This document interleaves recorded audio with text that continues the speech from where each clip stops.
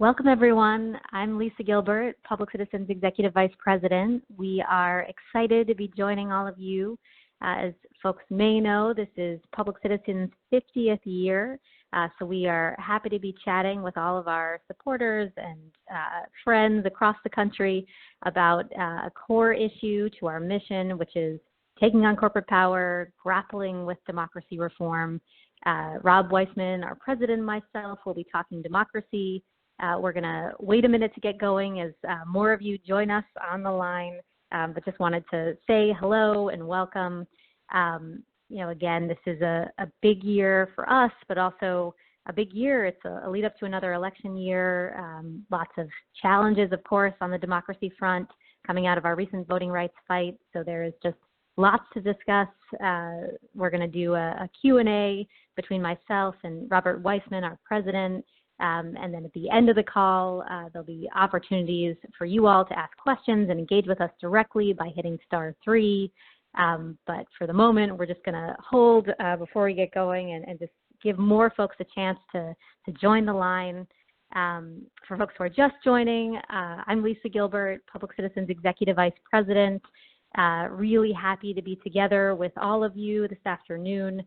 It's Public Citizens' 50th year, so lots to discuss as we gear up for 50 more years, but also reflect back on what we've achieved around democracy and the challenges that we face in continuing to improve it at this vital junction when it is under attack in a lot of ways, and we're facing a lot of challenges coming out of the recent voting rights fight. Just lots to discuss and unpack as a team. So great to be with you. Again, it's going to be myself and Robert Weissman, our president, talking democracy and doing a Q&A. And then again, at the end, we're going to have lots of time to interact with all of you. You can hit *3 at any point to start to queue up a question or a comment or something you want to share with us. We're really looking forward to having a robust conversation and back and forth, not just between myself and Rob, but also with all of you. So again, welcome. Just happy to be with you guys this afternoon. Thanks for hanging tight as more and more people join our call around the country. For people who are just joining, again, I'm Lisa Gilbert, Public Citizens Executive Vice President. Really happy to be with all of you.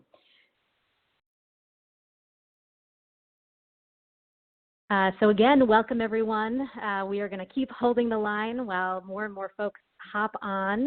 I'm excited to be with you. I'm Lisa Gilbert, Public Citizens Executive Vice President. It's going to be myself and our august president, Rob Weissman, chatting today about democracy. As you know, Public Citizen is very multi-issue. We do a lot of different things, but a core tenet of our work has always been protecting democracy, making it function so that we can win on everything else, from the environment to regulatory policy to making the civil justice system work. So with that, since this is a hot topic, we're going to get right into it. I'm going to hand it over to Rob Weissman, our president, to get us started. Hey, thanks, Lisa, and thank you all for joining us. So we're calling out to members and supporters across the country. We've got already more than 5,000 people joining this call and more to come. And I think people are joining. I think you all are on, both because of your attachment to our organization, of which we're very proud, but also because of this challenging moment in time as we try to grapple with the fate of our democracy. So what we thought we would do today, since we've been in touch with so many and just really know people want to just be in touch to understand what just happened in the Congress and what can we do going forward. So that's really what we wanted to talk about, is Lisa and I to have a little bit of a conversation explaining that, reviewing what happened, telling you about what we all did together, and as we pull back and reflect on that, this is a frustrating moment, but there's so much for us organizationally to be proud of, and then just talk about what we're going to do going forward. Because as you know, in the struggle for democracy and justice, we all have to be ready to deal with hard challenges and to persist. There is no great single moment in American history where the forces of justice didn't prevail with persisting and without overcoming obstacles. So we can be frustrated, but we can't be discouraged, and we definitely can't be dispirited. So, and that's, that's part of the DNA of Public Citizens. So we definitely have plans for how we're going to move forward. We're excited to share that with you. But let's first begin the conversation and talk about what happened. And before I cue Lisa up to sort of give us some reflections of that, let me just remind everybody on the call, as you're listening to us talk, if you've got something you want to ask, hit *3 to get in the line to ask a question after we end our opening conversation. I'm excited to let you know we've got more than 7,000 people on the call, and let's just jump in. So Lisa, if it's okay for me to kick it over to you, let's just review for people what happened with the vote in the Senate on the For the People Act, on the Freedom to Vote Act and the John Lewis Voting Rights Advancement Act. Thanks, Rob.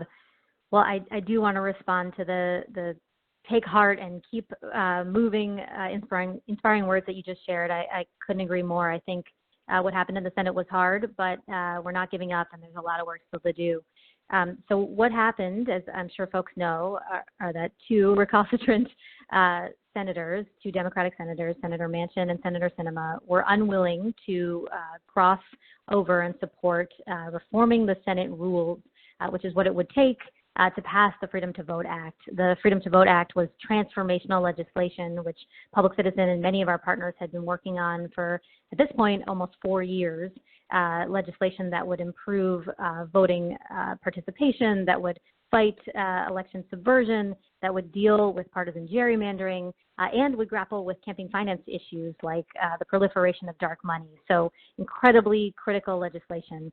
And actually, both of those senators supported the bill, the underlying bill. And in fact, Senator Manchin was integral for creating it. He took a larger piece of legislation, the For the People Act, which Public Citizen had also worked on, and culled it down to the Freedom to Vote Act, which was still incredibly influential. That said, and despite a huge amount of work on behalf of our partners and ourselves, we were unable to convince them to cross the line on changing the Senate rules to overcome the antiquated filibuster. As folks probably know, the filibuster requires that we get a 60 majority vote, more than majority, a 60 Senate vote in order to win on anything. And that is something, we needed to change in order to successfully get only a majority vote and pass the Freedom to Vote Act. So one thing I do want to highlight is although we were unable to cross that line this time, we did convince 48 Democratic senators to support filibuster reform, which is something that only a year ago would have been inconceivable. We were able to explain the necessity to win on democracy reform. We were able to explain that this was the moment to not let a Senate rule that is not in the Constitution stand in the way of democracy reform, which is something that we clearly need, and convince a ton of institutionalists, people who believed that rules reform the Senate rules should stay as they are, that this was no longer the moment to stand on principle around that. So I think, although we were not able to move those two senators, we did a huge Herculean job in changing many others' minds. So I think a victory to reflect on as we think about the unfortunate truth of being unable to take it all the way.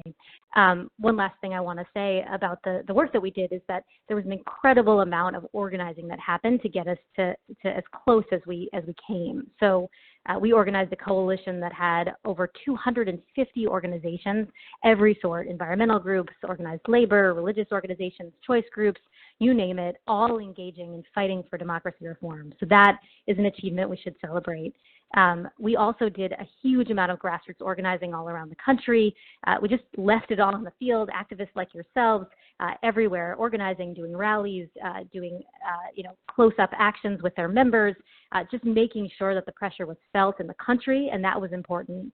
And then finally, we organized a ton of grass tops pressure. So, and I'm talking about everyone from Oprah Winfrey calling these senators to Nick Saban, the famous football coach, weighing in and saying that it was important to see this kind of democracy reform. So, although I'm unhappy that we didn't win, I am happy that we absolutely left no stone unturned in our quest to win this fight.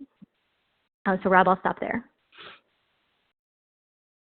Yeah, I think that's one thing that people should take away from this, and I want to say a couple more words about it, which is, if you're on this call, if you're connected to Public Citizen, you understand the seriousness of the multifaceted threats our democracy faces. But the fact that we have a great need for democracy reform, for transformational democracy legislation, didn't mean automatically that there was going to be political momentum to do it. And you can just think about many of the other unmet needs in the country where you can look out on the street and see what needs to be done, or you can look in the sky and see what needs to be done, and it's not happening. It requires organizing, persistence, and a lot of hard work. And we really did that in the democracy space, and that is why we got to where we did. So I just wanted to walk that back and for everybody for a moment. But before that, just to really underscore, as frustrated as we are with where we landed, where it ended, it was an amazing achievement to get to where we got, and none of it was preordained. It was all because of the work that we did together, and really, Public Citizen was central to this work. But for Public Citizen, I don't think we would have got to where we landed. From my point of view, a lot of this work goes back decades, or at least a decade, to responding to the Supreme Court Citizens United decision and really committing to doing grassroots organizing around the need for democracy reform. In that case, focusing on the need for a constitutional amendment to overturn that decision, but really doing deep organizing work. And that work, it went according to the textbook. We did stuff in people's districts and in their states, and then members of Congress saw that it was happening, and they responded, not because they necessarily were changed on the merits, but because they saw the politics of it, and they saw that people supported doing the right thing. And that helped raise democracy reform up as a legislative priority. Then several years ago, we led a retreat, and Lisa was really the central person in this, among many of our coalition allies in the early horrible days of the Trump administration, while we were doing so many defensive things, saying, hey, look, we have to keep doing all this stuff that we're doing to fight off every crazy thing that's coming from Trump, but we also have to look to the moment when we can do things that are positive and leap us forward. And at that moment, we collectively committed to create a new coalition that really hadn't been around in the democracy space, that eventually became something known as the Declaration for American Democracy, that coalition that Lisa was referencing that had 250 really diverse organizations part of it. And we said, we have to do things that are big and bold and important and cross-cutting. So we need to do money in politics, but not just money in politics reform. We need to deal with voting rights, but not just voting rights. We have to deal with gerrymandering, but not just gerrymandering. We have to deal with ethics as well. And we had this idea, which I have to say at the time, like many of the things Public Citizen is behind, seemed crazy at first. But that ended up being the germination for the legislation that moved forward in the Congress. And then as that moved forward in 2018 and 2019, we teed it up so that in 2021, it could become a real priority, and it did. Then building on that, we did all of the work that Lisa was referencing in members' districts, one by one, making sure they were at least all the Democratic members were supporting the legislation and not letting any Republican off the hook either. A lot of grassroots work. We must have organized hundreds of thousands of calls and emails.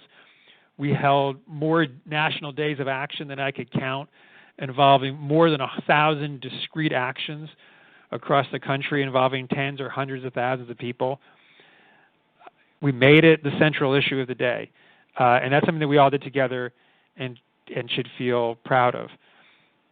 Although we also have to recognize we weren't able to move these last two senators, not on the merits, as Lisa said, but on the need for Senate rules reform.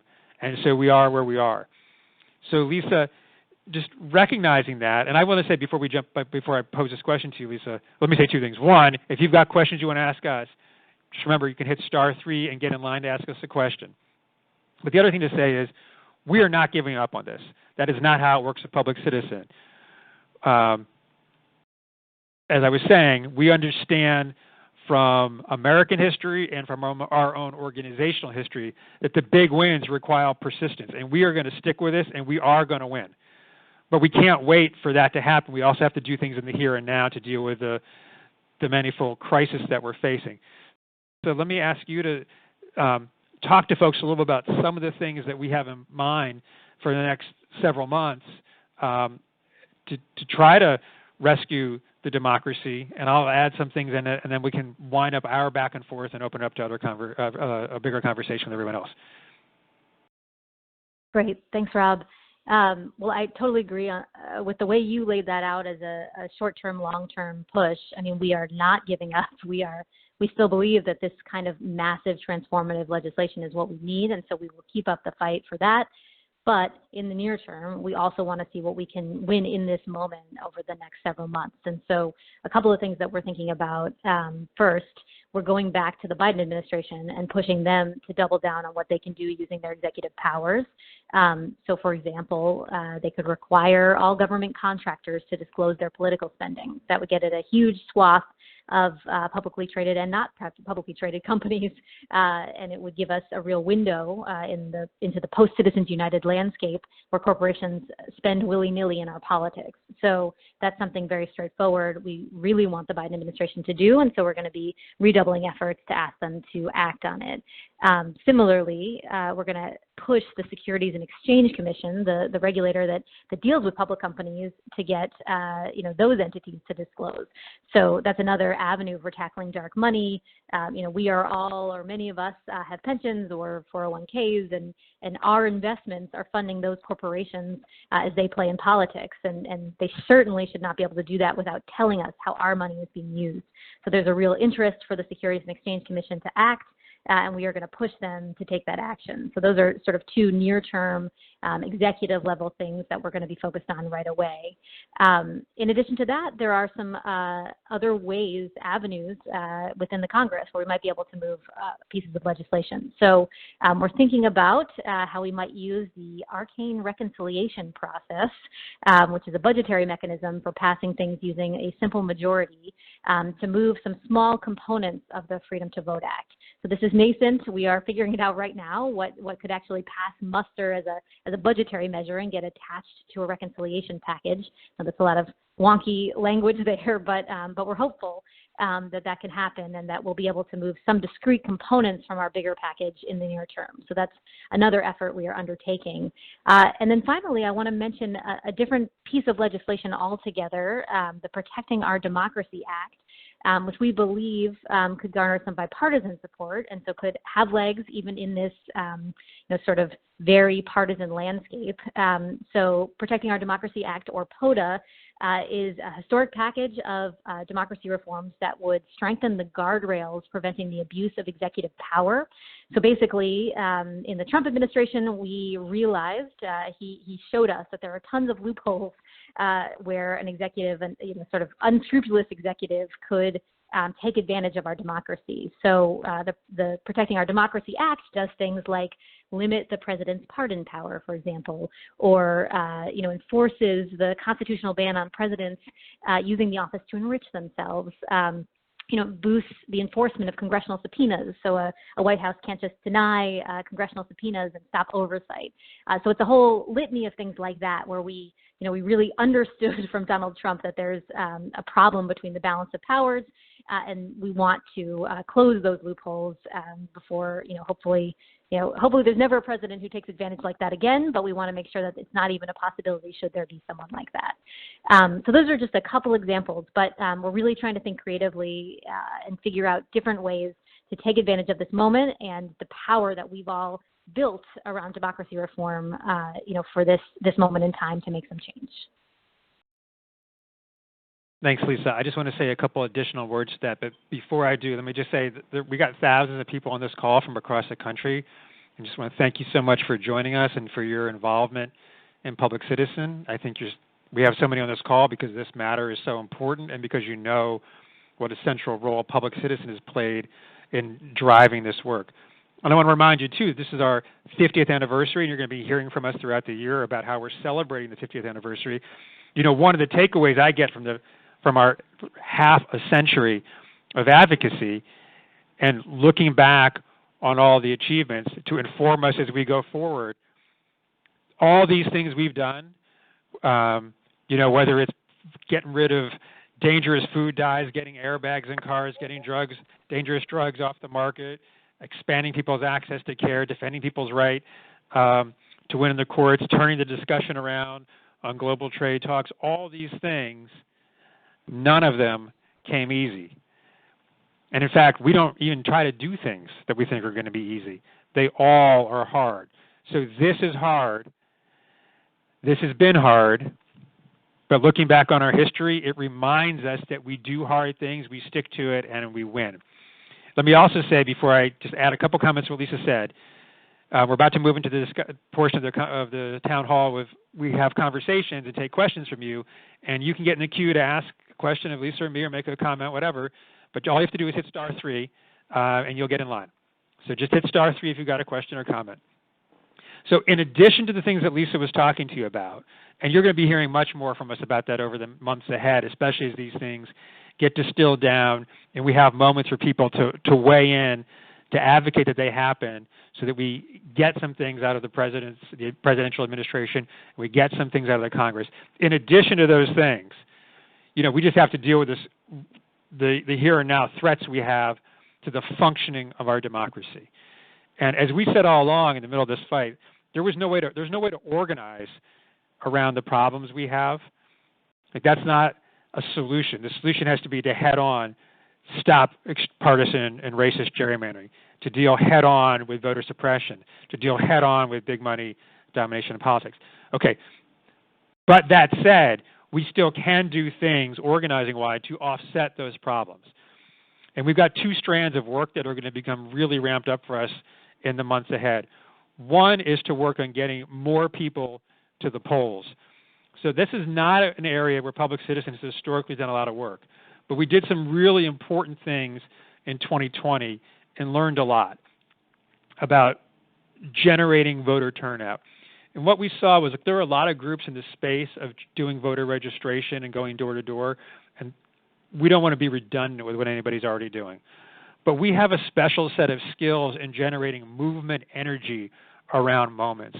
And we started to figure out how to do that in 2020, and we're going to do that in a different and much expanded way in 2022 to make create a civic culture and a movement energy around voting, around signing up for early voting, around getting your absentee ballot, around getting to the polls, around taking people to the polls, all these kind of things. We're going to create this kind of movement energy around. And we've piloted enough in 2020 to know we can do it at a big scale in 2022.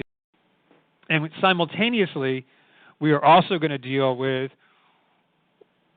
as best we can, the very direct threats we have about elections being run properly. Just, are people going to be intimidated from going to the polls? Are the votes going to be counted right? And then even most frighteningly, are there going to be efforts to overturn a properly counted election with somebody else's determination?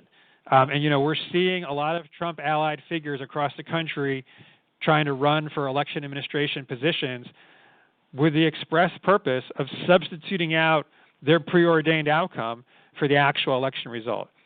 So what can we do about that? Well, we think we can provide direct support to election administration officials, many of whom are actually facing death threats just for trying to do their jobs. We think we can get people turned out by the thousands as poll workers to stop intimidation at the polls. We think we can get involved in the state by state and sometimes even county by county or locality by locality battle to make sure that some Trump-like figure doesn't overturn the true result of an election.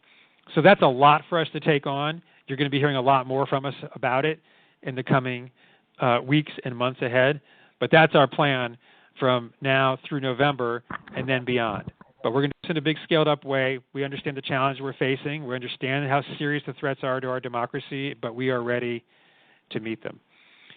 So let me, before handing it back over to Lisa to take some questions, let me just remind you all, please hit *3 if you'd like to be part of the conversation. We are eager to talk to you. Lisa, let me kick it over to you. Thanks, Rob. So I think we're going to go first to Eva Aldrich. who has a question about the Electoral College. Yes, I do. Great. Hello? Can you hear me? Yes, absolutely. Thanks. All right. I just wonder if the Electoral College is reformed and then we do not pass the Voting Rights Act, wouldn't that make it even easier for certain states to rig the election and change the vote? It's a good question. I think our feeling overall is that the ECA, Electoral College Act reform that's being discussed in a bipartisan manner in the Senate right now is important in and of itself. I think, we all saw how close, President Trump's big lie came to pushing Vice President Pence to doing something, that would have changed the outcome, that would have, not certified the election. And how close so many members came to doing the wrong thing on that front as well. And I think part of the reason that was possible is the ambiguity in the current Electoral College Act. So, we are for reforming that bill to clarify how certification of an election works.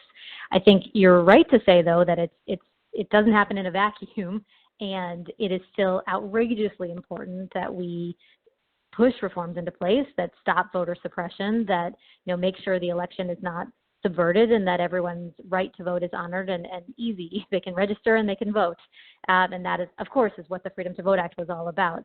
I think we don't think that there's any kind of pervasive fraud problem or anything that is making the election illegitimate. That would mean that if we reform the Electoral College Act, we'll be certifying an election that wasn't legitimate. But we do think that we need both types of reforms. We need to fix our system on the front end, and then we need to make sure that the election can be certified on the back end. Rob, I don't know if you want to add anything.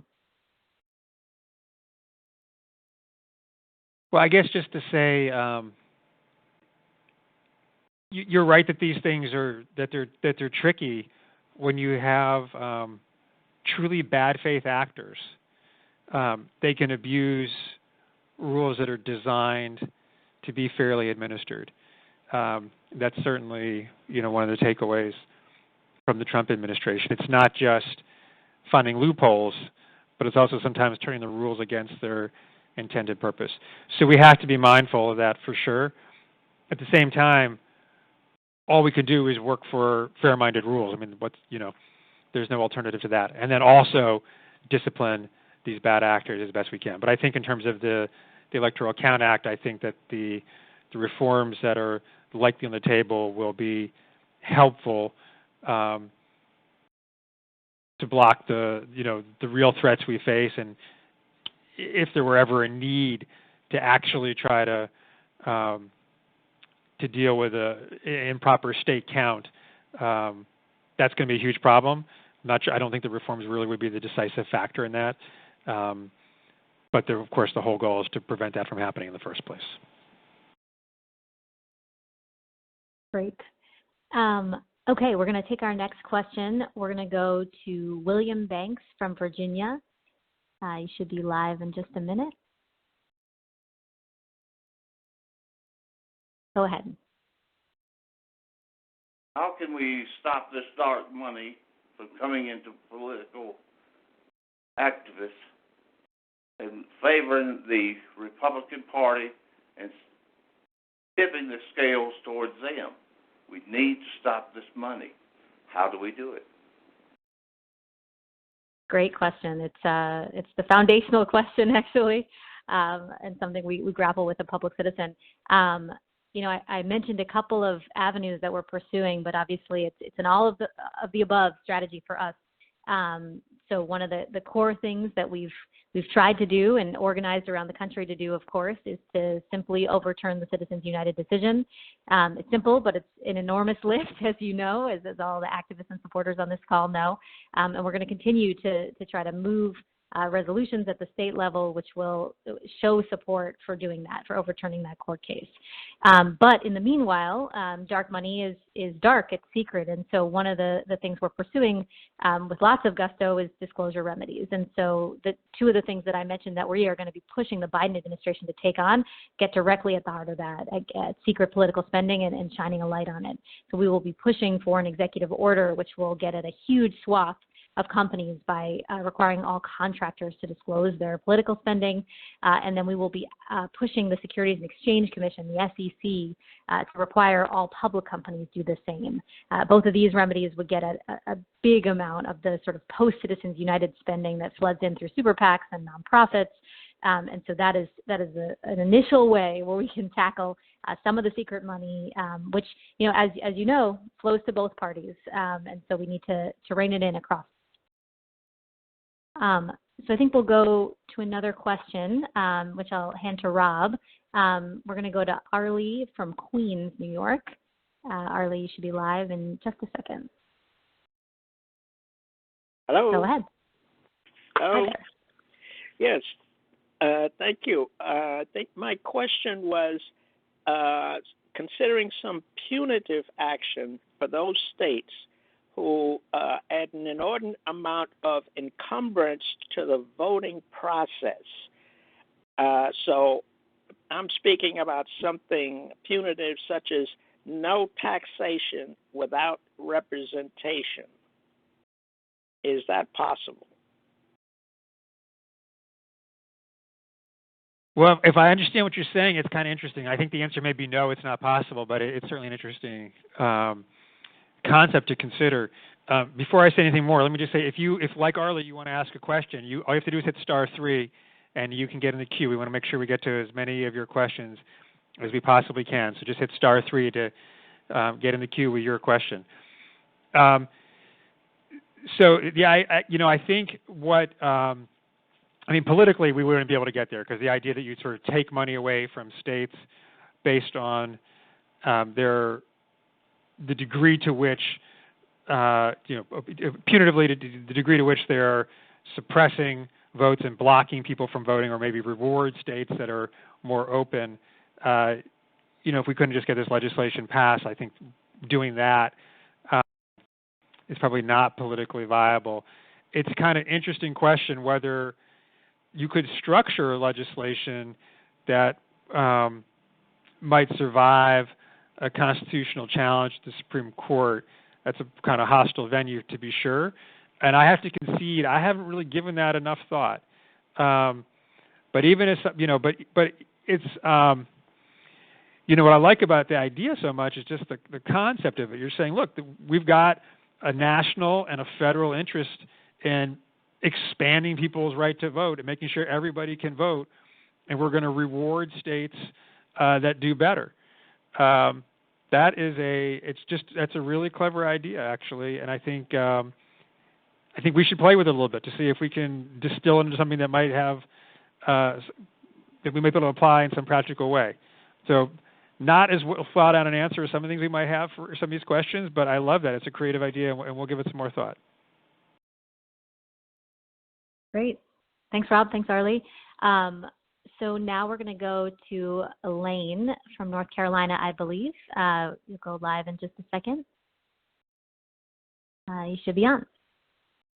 Hello. Hi there. Hi there. First of all, I just want to say I have been thinking the same thing as the gentleman before. No taxation without representation. It's a very old 300-year idea, and I think some form of it is possible. To my question, I am in southeastern North Carolina, a purple state. I've been very active in my county precincts and all that, helping with elections. And I was excited to hear what Mr. Weissman said about the efforts this year to do more with voter registration, with mail-in voting, et cetera. My thing is, how can we coordinate what Public Citizen is doing and what struggling precincts are trying to do? We do a lot of the groundwork, and I don't know that you need to duplicate that, but we could at least coordinate, because I think there's things that you can do as a national organization better than we can, and we can do certain things here.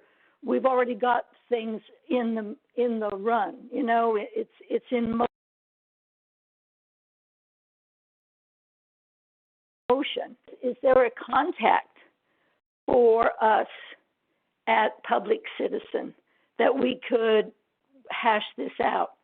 And I want to say, additionally, I also roaming part-time. I was raised there, and that's an uphill battle for Democrats, but there are a lot of Democrats there. It is amazing. But again,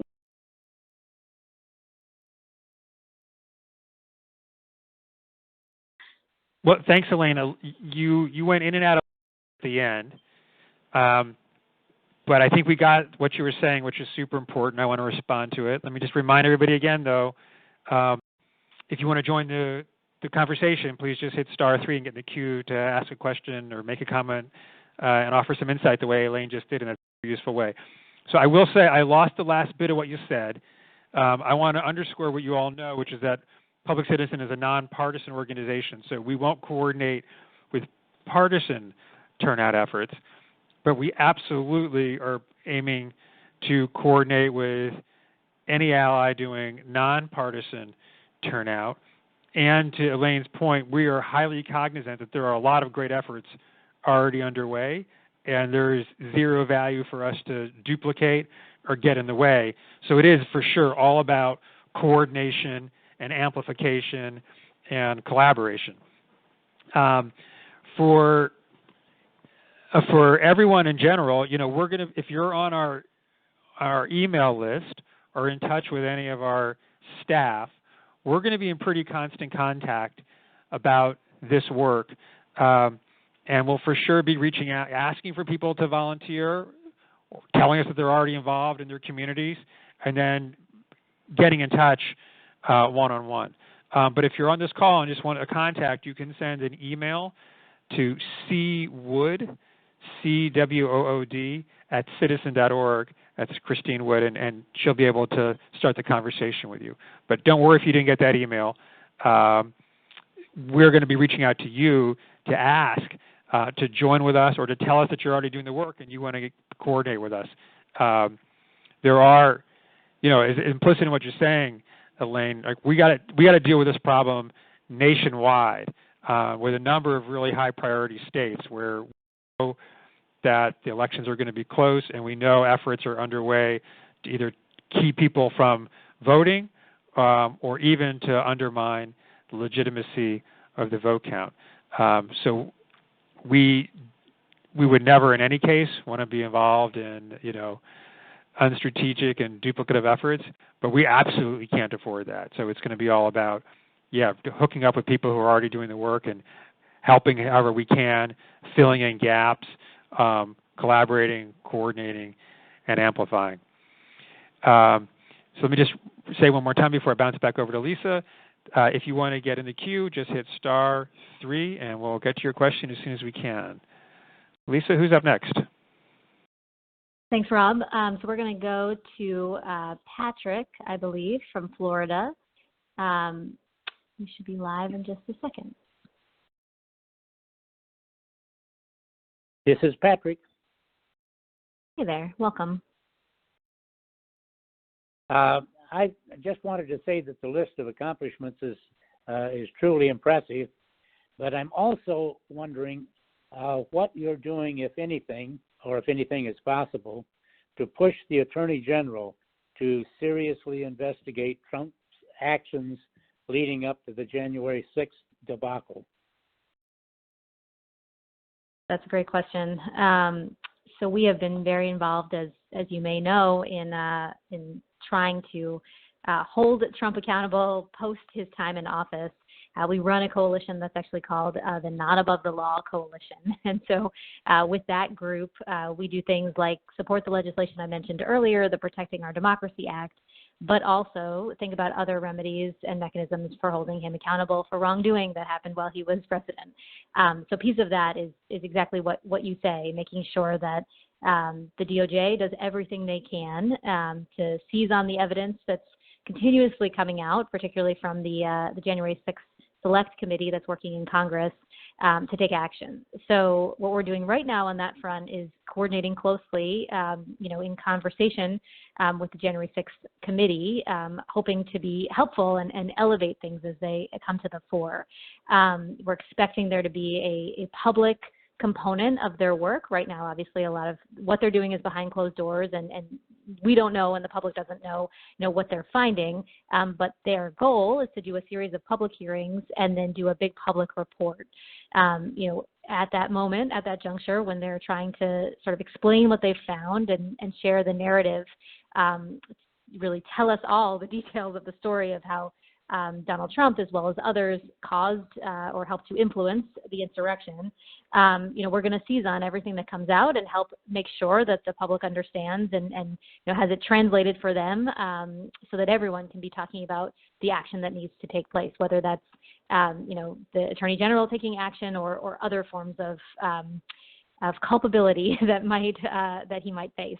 So we're looking forward to that, and then we're also thinking about the report that comes out from the committee and how we can, again, sort of both translate and highlight the findings. So a little bit of that is sort of in the waiting. We are looking forward, as everyone is, to the end of that investigation.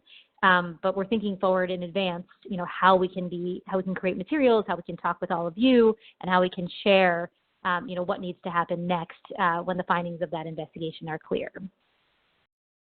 And thanks for your question. If others have questions, you should, again, hit *3 to get in our queue. And we're going to go to our next person, which is Diane from Massachusetts. Hi. My question is, with the Voter Suppression Act, there are so many laws that are already in place by the bad actors. Now, can the good actors defeat those suppression laws? If you can understand my question, I may not have stated it well. With the bad actors and their laws in suppressing votes, what can we do in order to overturn their laws? That's a great question. Actually, Rob, do you want to take it?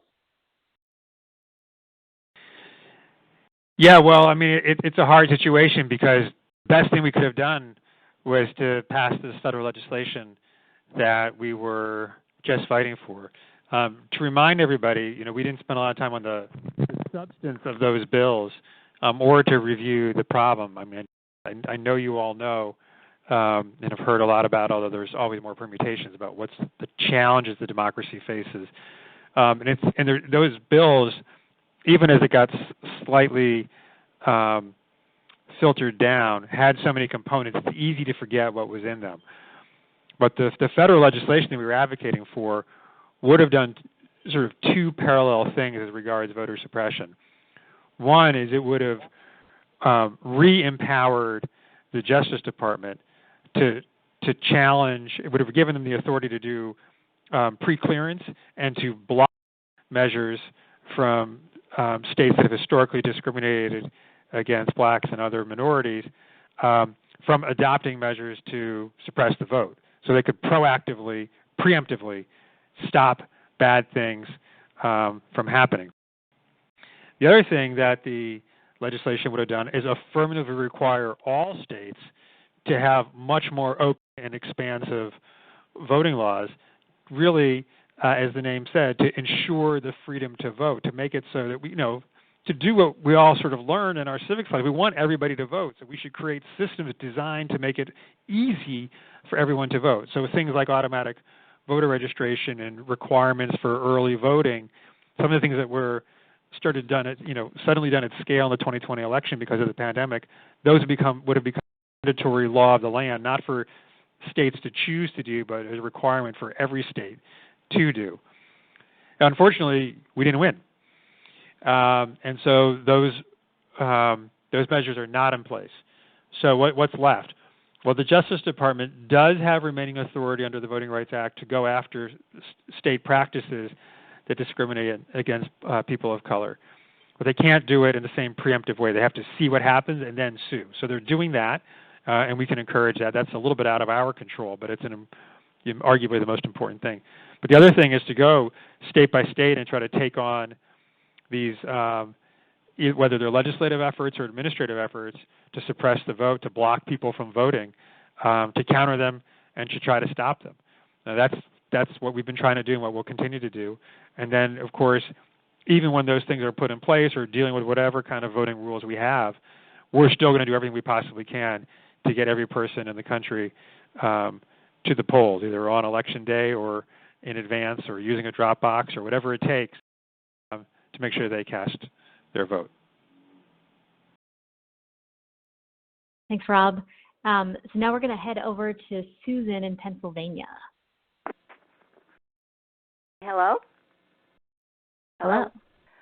My question was, what are we doing about Louis DeJoy and getting him out of office? That I heard was sort of like in the outing, and all these sorting machines that have been taken out.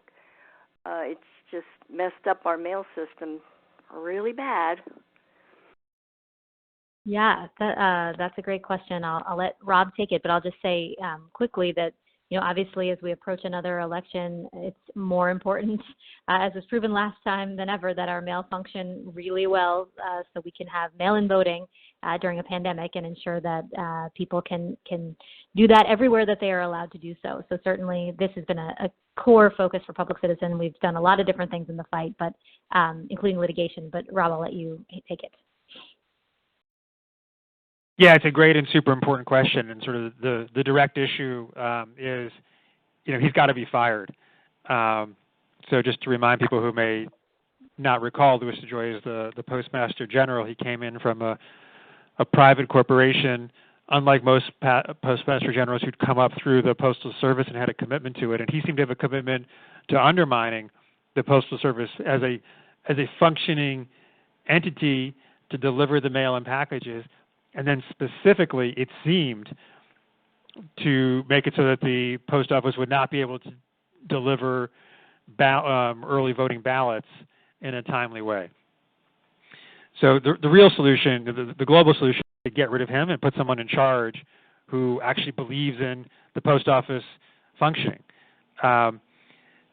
We've been pushing hard for him to be fired. There were problems on the structure of the post office, is that there's a board of governors which hadn't been lined up to fire him, but we think that they should be lined up to fire him now, and we're hoping that will be happening soon. But I'm really excited to be able to tell you, if you don't know, that as regards delivery of ballots, at the end of the day, the post office did do a good job of delivering ballots, and we take a great deal of credit for that at Public Citizen. With the NAACP Legal Defense Fund, we sued the post office on behalf of the NAACP over the measures that DeJoy was taking to slow the mail and slow delivery of ballots. And we got a whole series of injunctions requiring the post office to change its practices and deliver the ballots in a timely way, including so much scrutiny that the post office was reporting to the court multiple times a day on how well they were performing. And by all accounts, at the end of the day in 2020, the post office did deliver the absentee ballots in a timely way, and there was with late delivery. Certainly not any problem at the scale you might have imagined with a pandemic and more people voting absentee than ever before. We also just in the last few weeks have settled that case with permanent commitments and permanent oversight, or quasi-permanent commitments, multi-year commitments from the post office and multi-year oversight by the courts to ensure that the Postal Service does deliver election ballots in a timely way. So as regards the problem that so many of us were really worried about, and correctly, of the post office itself undermining the democracy and undermining the election by not returning ballots on time, I think we're in pretty good shape, actually. And we feel good about that and take a lot of credit for that being the case. As regards to the bigger problem, the broader problem of the post office just being sabotaged by the guy in charge, that's one we're still working on. But we're kind of hopeful, actually, that we're going to get some progress in that regard, too, hopefully in the not distant future. If I had any special window into knowing that he was on the verge of being fired, I would break that news to you right now. I don't have it, but we are hopeful that things are going in that direction. So let me just thank everybody, and I think we've got time maybe for one more call, Lisa? Yeah, I think so. We're going to have Barbara from Wisconsin with our last question. Okay. All right. Here's the thing. What the people don't realize, and I think it's out there, is what we have with the democracy is a case of power. Right now, it's the Republicans and the Democrats, but are they doing it for us? Are they doing it for the democracy, which is so precious to us? But that power that they have that has actually, put them in a position where they're being powerful, they're having the way, overrides anything we have left. That's how strong I think we have a problem, too, that we have to remember that that's the kind of way you can lose. And I think if someone did the history and looked at what happened to democracy in the ancient times, they would see that power, in the end, destroyed the democracy, because it takes more than the power that's there has to be equal to everyone. Well, thanks for that, Barbara.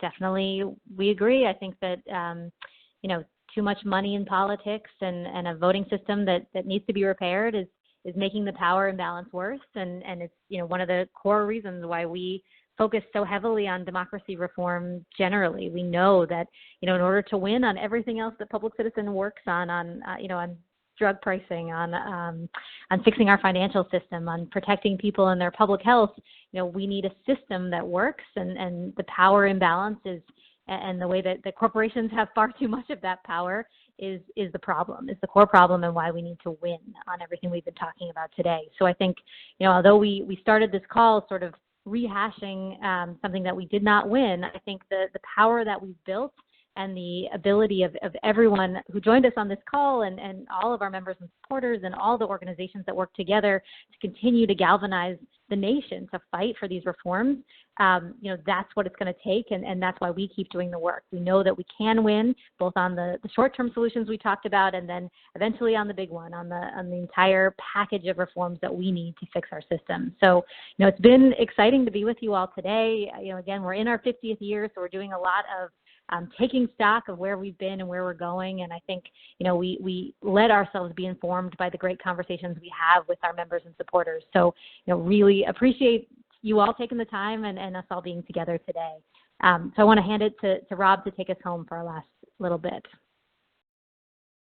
Yeah, well, let me just build on that great answer, Lisa, and thank you, Barbara. I mean, I think you're framing the issue exactly. The one way to look at sort of democracy is it's about the distribution of power.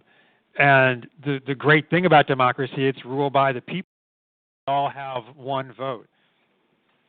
So that system itself is inherently threatening to people with concentrated power who don't want an equal distribution, who want to preserve their privilege and prerogatives. So that's why we see corporations actually trying to undermine the democracy, to override the votes with money. It's why we see fascistic forces trying to keep people away from voting, so that it's not actually majority rule, but selective minority rule. It's exactly a question of power, and we should never have any illusions about that. At the same time, we should, and as hard as things may get and as frustrated as we may get, watching things before our eyes that are hard to fathom, or seeing fraud or crazy stuff being legitimized, or not understanding, sort of backtracking on basic racial justice progress in front of us, as hard as all that is, we should never lose sight of our own power and what we bring to the table, both when the democracy functions, but also when we work to preserve and defend and expand the democracy. And we in this last fight, but we also evidenced that power. That's the story that I was telling. We got it to where we did because we were building power. So the way forward, keep doing it, and don't be discouraged, and do more. And that's our story. That's our 50-year story that we're going to be celebrating this year. And that's our story in this here and now. And that's going to be our story going forward in the weeks, months, and years to come. And the way we construct that power is by all of us joining together. That's where our power is in the many of us. So when we all come together in this project, Public Citizen, when we build with our allies and expand coalitions and build networks, that's when we win. And that is what we're going to do. And thank you all very much for staying with us and being part of Public Citizen. We appreciate your support and your engagement so much. And we have a lot more to come. And we are looking forward to walking it with you. Take care, everybody. We'll be in touch soon. That ends the call. Bye.